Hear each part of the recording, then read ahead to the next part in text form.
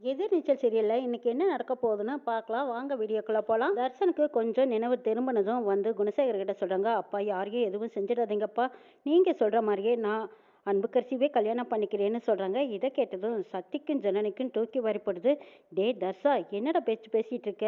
ஒருத்தர் மிரட்டினாங்கன்னா அதுக்காகவெல்லாம் நீ பயந்துடக்கூடாது, நாங்க உனக்கு சப்போர்ட்டா இருக்கோம், நீ தயவு செய்து இவங்க சொல்றது எல்லாம் கேட்காதீங்கிறாங்க ஜனனி. டே தர்ஷா, ஒழுங்கா இப்படி வா அப்படின்னு சொல்லி தர்ஷனை இழுத்துட்டு ரூமுக்குள்ள கூட்டிட்டு போறாங்க நம்ம குணசேகரன். இந்த குணசேகரன் கூட்டிட்டு போய் தர்ஷனை ஓங்கி ஒரு தள்ளு தள்ளுறாங்க. கட்டில் மேலே போய் நெக்குன்னு விழுறாங்க தர்ஷன். விழுந்ததும், இதை பாருடா தர்ஷா, உங்க அம்மா உயிர் பிழைக்கணுமா, அந்த பார்க்கவே ஜீவானந்தம் இவங்கெல்லாம் உயிர் வேணுமா, இல்லை அவங்கள கொல்லட்டுமா அப்படின்னு கேட்குறாங்க. ஐயோ அவங்க யாரையும் எதுவும் செஞ்சிடாதீங்கப்பான்னு கெஞ்சுறாங்க தர்ஷன். அப்படின்னா நான் சொல்கிற மாதிரி நீ அன்பு கசி கழுத்தில் தான் நான் தாலியை கட்டணும், இதுக்கு ஒத்துக்கறியா அப்படின்னு சொல்லவும் தர்ஷனும் சரிங்கப்பா நீங்கள் சொல்கிற மாதிரியே நான் கேட்குறேன் அப்படின்னு சொல்லிட்டு வர்றாங்க.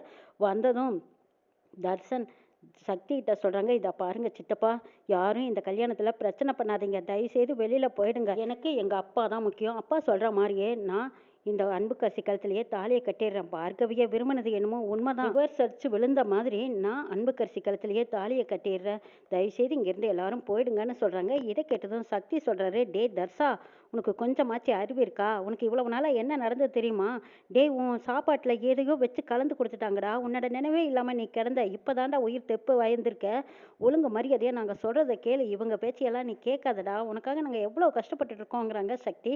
என்ன கஷ்டப்பட்டிருந்தாலும் சரி சித்தப்பா, தயவுசெய்து நீங்க வெளியில போங்க அப்படின்னு சொல்லிட்டு தர்ஷன் குணசேகரன் காலை பிடிச்சு கெஞ்சி கேட்குறாங்க. அப்பா நான் உங்களுக்காக அன்புக்கரசியவே நான் கல்யாணம் பண்ணிக்கிறேன், ஆனால் பார்க்கவையும் ஜீவானந்தத்தையும் தயவுசெய்து விட்டுருங்கப்பாங்கிறாங்க. அப்போ குணசேகரன் பதிலே சொல்லாமல் அப்படி திரும்பிக்கிறாரு. சரி சரி, எல்லா பிரச்சனையும் முடிஞ்சது, சரி எல்லாரும் கிளம்புங்க அப்படின்னு சொல்லிட்டு இருக்கும்போது அங்கே சக்தி, ஜனனி, ரேணுகா, நந்தினி இவங்க எல்லாரும் வெளியில போயிடுறாங்க. இந்த பக்கமா கரிகாலன் கூட்டிட்டு வந்த ஃப்ரெண்டு மட்டும் நிற்கிறாரு. குணசேகரன் அவரை துருதுருன்னு பார்த்துட்டு, டே இவன் எதுக்குடா இங்கே நிற்கிறான், நம்ம குடும்ப பிரச்சனை இவெல்லாம் பார்த்துட்டு இருக்கான், இவனுக்கு இங்கே என்னடா வேலைங்கிறாங்க.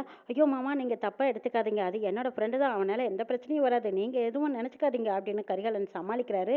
இதை பாருடா, நம்ம குடும்ப விஷயம் பேசிகிட்டு இருக்கும்போது அடுத்த ஆளுகள்லாம் இங்கே நிற்கக்கூடாது சரியா, டே இங்கே நடக்கிறது எதையாவது வெளியில் போய் மூச்சு விட்டு அப்படியே மிதிச்செறிஞ்சிடுவேன் பார்த்துக்கோ அப்படின்னு குணசேகரன் சொல்லவும், அதெல்லாம் ஒன்றும் சொல்ல மாட்டேனுங்க அப்படின்னு பயந்து நடுங்கி நிற்கிறாரு. ஐயோ மாமா, அவன் போட்டோ தான் எடுக்க வந்திருக்கான், அவன்லாம் அப்படி எதையும் சொல்ல மாட்டான், நீங்கள் ஒன்றும் கவலைப்படாதீங்கிறாங்க. எது போட்டோவா, அதுக்கெல்லாம் அனுமதி கிடையாது, பேசாம போடா, போட்டோ வேண்டாம் வீடியோ வேண்டாங்கிறாங்க கதிர். இதை கேட்ட கரிகாலன் ஓடி வந்து, ஐயோ மாமா என்ன மாமா சொல்லிக்கிட்டு இருக்கீங்க, இதெல்லாம் உங்களுக்கு ஒன்றுமே புரியாது, என் கல்யாணத்தில் தான் அந்த இதெல்லாம் இல்லாமல் போனதுனால எனக்கும் ஆதரிக்கும் நடந்த கல்யாணமே இல்லைன்னு ஆகிப்போச்சு, ஆனால் இந்த மாதிரி எல்லாம் இந்த தர்ஷன் கல்யாணத்தில் நடக்கக்கூடாது, இன்னைக்கு இவங்க கல்யாணம் நல்லபடியாக இந்த மாதிரி நடந்தால் தான் ஃபோட்டோ வீடியோ இதெல்லாம் இருந்தால் நாளைக்கு ஒரு பிரச்சனைன்னு வந்தாலும் இதெல்லாம் ஆதாரமாக வச்சுக்க முடியும், ஆதாரம் இருந்தால் தான் நம்மளுக்கு என்றைக்குமே பதில் சொல்லும். இவ்வளோ பெரிய மண்டபத்தில் இவ்வளோ பெரிய கூட்டத்தோட கல்யாணம் நடக்குது பாருங்க, அது பெரிய விசேஷம் கிடையாது, அதில் வீடியோ ஃபோட்டோ இதெல்லாம் இருந்தால் தான் விசேஷங்கிறாங்க கரிகாலன். டேய் என்னடா பேச்சு பேசிகிட்டு இருக்க, எதிர்த்து பேசுனா தட்டி போடுவா அப்படின்னு கதிரும் ஞானமும் சொல்லும்போது அப்போ குணசேகரை போய் ஐஸ் வைக்கிறாங்க கரிகாலன். என்னமாம்மா நீங்களாவது எடுத்து சொல்லக்கூடாதா, நீங்கள் எவ்வளவு திறந்த அறிவாளி, உங்களுக்கு இதை பற்றியெல்லாம் நான் சொல்லிக் கொடுக்கணுங்கிறதே இல்லை, நீங்களே இதெல்லாம் இருக்கட்டும்னு சொன்னால் பரவாயில்ல, ஆனால் அவங்க பேசிகிட்டு இருக்காங்க நீங்கள் பேசாமல் இருக்கீங்களே, இது உங்கள் கௌரவ குறைச்சல், ஃபோட்டோ வீடியோ இருந்தால் தான் உங்களுக்கு கௌரவம் அதிகமாமா அப்படின்னு சொல்லிட்டு இருக்கும்போது, சரி சரி என்னமோ பண்ணி தொலைட்டும் விடுங்க அப்படின்னு சொல்லிடுறாங்க. அதுக்கப்புறம் தான் கரிகாலனே குணசேகரனுக்கு பெரிய அப்பா வச்சிருக்காரு. ஜனனி, சக்தி, நந்தினி, ரேணுகா இவங்க எல்லாரும் வாசல்ல நின்றுட்டு இருக்காங்க. அப்போ கரிகாலனோட ஃப்ரெண்டு வீடியோ எடுக்கிறதுக்காக வராங்க. அவங்கள பார்த்துட்டு நந்தினி சந்தேகப்படுறாங்க, அன்னைக்கு இவன் ஃபோட்டோ எடுக்கும்போது இவனை வீடியோ எடுத்தான்ல, அப்போ ஒருவேளை அன்னைக்கு நடந்த விஷயங்களெல்லாம் அந்த ஃபோனில் இருந்திருக்குமா, இவனை கேட்டு பார்க்கலாமாங்கிறாங்க நந்தினி. கேட்டு பார்க்கலாம் அப்படின்னு சொல்லும்போது அந்த வீடியோ எடுத்து வர கேட்கும்போது, எப்பா உன் ஃபோனில் ஏதாவது தகவல் இருக்கா அப்படிங்கிறாங்க. அதெல்லாம் எதுவும் இல்லைங்க்கா, நான் ஃபோனில் எல்லாம் செக் பண்ணி பார்த்துட்டேங்கிறாங்க. டேடே நல்லா பாருடா அப்படின்னு நந்தினி சொல்லுவோம். அதெல்லாம் ஒன்றும் இல்லைக்கா அப்படின்னு சொல்லிட்டு இருக்கும்போது அப்போ கரிகாலன் வந்து, ஏக்கா வாசலுக்கு காவலாக இருங்க, என்னோட ஃப்ரெண்டு எல்லாம் தடுத்து நிறுத்தாதீங்கக்கா, நீங்கள் பேசாமல் கல்யாண வீட்டுக்கு வந்திருக்கிறோன்னு நீங்கள் ஒன்றும் சொல்லாதீங்க, வாடா நீ உள்ளவா அப்படின்னு கூட்டிகிட்டு போயிடுறாங்க. ஜனனிக்கு சந்தேகமாக தான் இருக்குது, கண்டிப்பாக அவனோட ஃபோனில் ஏதாவது ஒரு விஷயம் இருக்கும் அப்படின்னு நினைக்கிறாங்க. ஆனால் இப்போ வரைக்கும் அதை பார்க்கக்கூடிய நேரமோ சந்தர்ப்பமா இல்லை, என்ன செய்யலாம், ஜீவானந்தம் பார்கவி வந்துட்டாங்களா ஒன்றுமே தெரியலையே அப்படின்னு வெளியில் நின்று புலம்பிக்கிட்டு இருக்காங்க.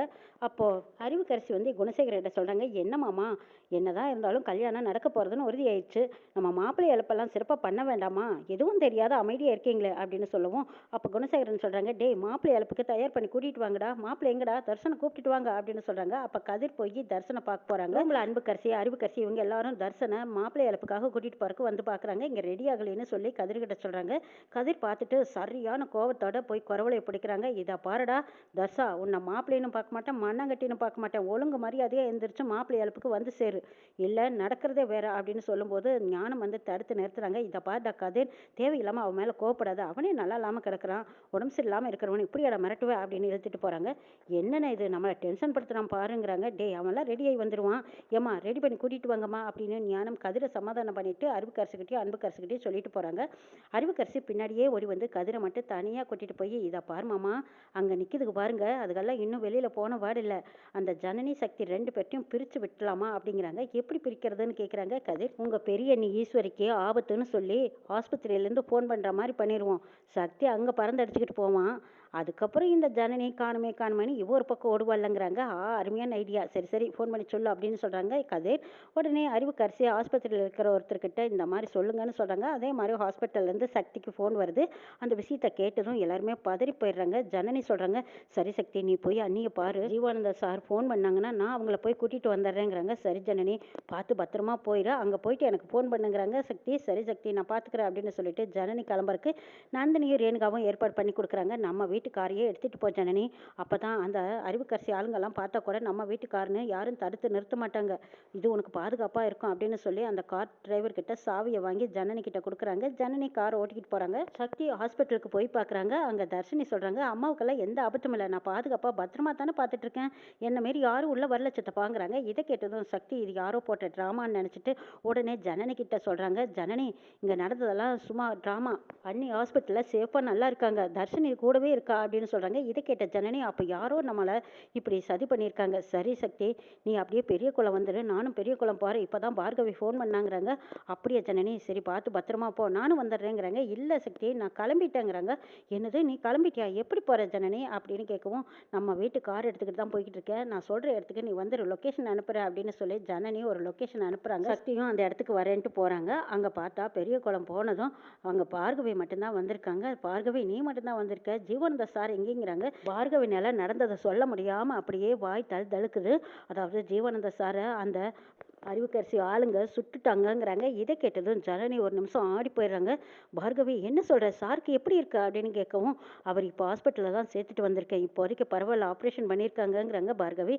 ஓ அப்படியா, சரி பார்கவி, இவ்வளவு பிரச்சனைகளையும் தாண்டி வந்ததுக்கு அப்புறமா நம்ம இவங்களை சும்மாவே விடக்கூடாது, உன்னை மாறு வேஷத்துல நான் மண்டபத்துக்கு கூட்டிட்டு போறேன், நீ மண்டபத்துக்கு வா, தர்ஷனுக்கு இப்போதைக்கு மாப்பிள்ளை இழப்பு நடத்திட்டு இருக்கு. விடிஞ்சதும் அன்புக்கரசிக்கும் தர்ஷனுக்கும் கல்யாணம் பண்ணலான்னு நினைக்கிறாங்க. அந்த கும்பலை நடத்த விடாம தடுக்கணும்னா நீ அந்த இடத்துல மனப்பொண்ணா போய் உட்காரணும் அப்படின்னு சொல்லி ஜனனி சக்தி 2 பேரும் பார்கவிய தந்திரமான வழியில மண்டபத்துக்குள்ள கூட்டிட்டு வந்துடுறாங்க. ஜனனி நான் போய் ஜீவானந்த சாரை பார்த்துட்டு வந்துட்டுமா அப்படின்னு சக்தி கேட்குறாங்க. சரி சக்தி எல்லாருமே போய் பார்க்கலாமே அப்படின்னு 3 பேருமா சேர்ந்து அங்க போய் ஜீவானந்த சாரை பார்க்குறாங்க. ஜீவானந்தம் லேசா கண்ணு முழிச்சதும் சக்தியும் ஜனனியும் பார்த்ததும், அப்பாடா எப்படியோ ஜனனி, இந்த பாரு பார்கவியை உன்கிட்ட ஒப்படைச்சிட்டேன், தர்ஷன் பார்கவி 2 பேர்த்தோட கல்யாணத்தையும் நீ நல்லபடியா நடத்தி முடிப்பீங்கிற நம்பிக்கை எனக்கு இருக்கு, என்னோட உயிர் என்கிட்ட பிரிஞ்சாலும் இந்த காதலை நீ சேர்த்து வைக்கணும்னு சொல்லிட்டு ஜீவானந்தம் உடனே நீங்க மண்டபத்துக்கு போங்கன்னு அனுப்பி வைக்கிறாங்க.